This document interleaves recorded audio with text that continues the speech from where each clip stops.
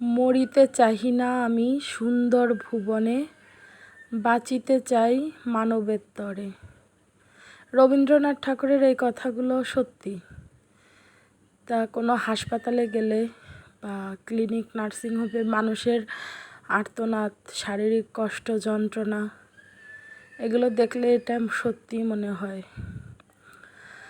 তো আজ রাতে গিয়েছিলাম খুলনা সিটি মেডিকেল হাসপাতালে, যেহেতু আয়াতের বাবা অসুস্থ।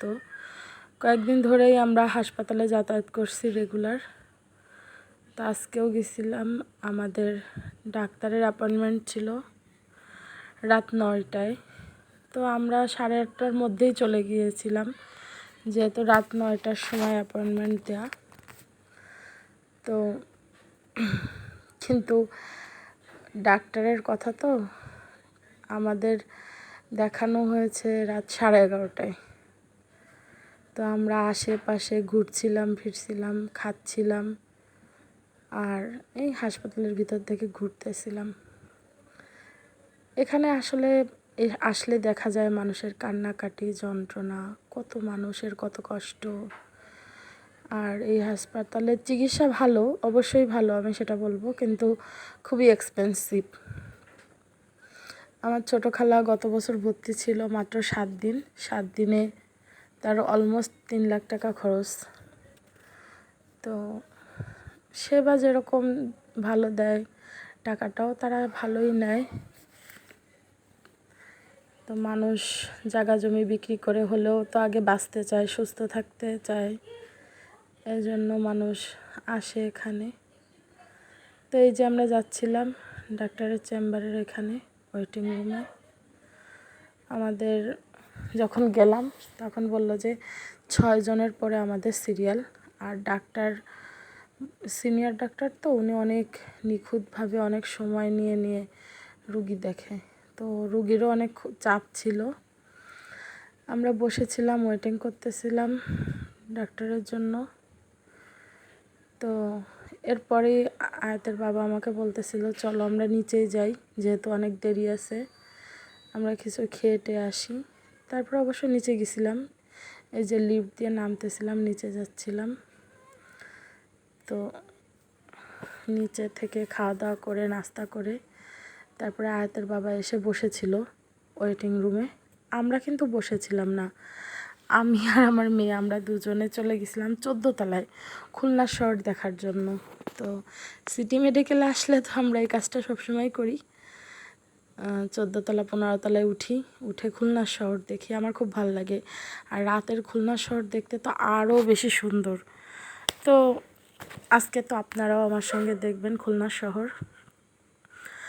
আর আমার নতুন চ্যানেল, আপনারা সবাই আমার পাশে থাকবেন, আমার চ্যানেলটিকে সাবস্ক্রাইব করবেন, লাইক দেবেন, আমি এটাই আশা করব। এবং সবাই ধৈর্য সহকারে আমার ভিডিওগুলো দেখবেন, আমাকে উৎসাহিত করবেন, কমেন্ট করবেন, শেয়ার করবেন। তো এই আর কি, আমি মনে হয় 14 তলায় উঠছিলাম ওই দিন।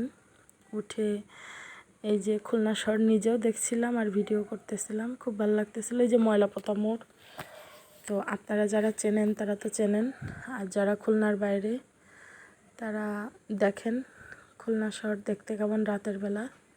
তো সামনের দিকটা নদী, ওই যে লাইট যেখানে শেষ ওর পরে নদী। তো লাইট আর লাইট, বিল্ডিং আর বিল্ডিং, দেখতে খুব ভালো লাগতেছিল। তো আমি আর আমার মেয়ে গিয়েছিলাম, এই যে এখানে একটু জানলা খোলা ছিল, তো আমি সেখান থেকে মোবাইলটা দিয়ে ভিডিও করতেছিলাম।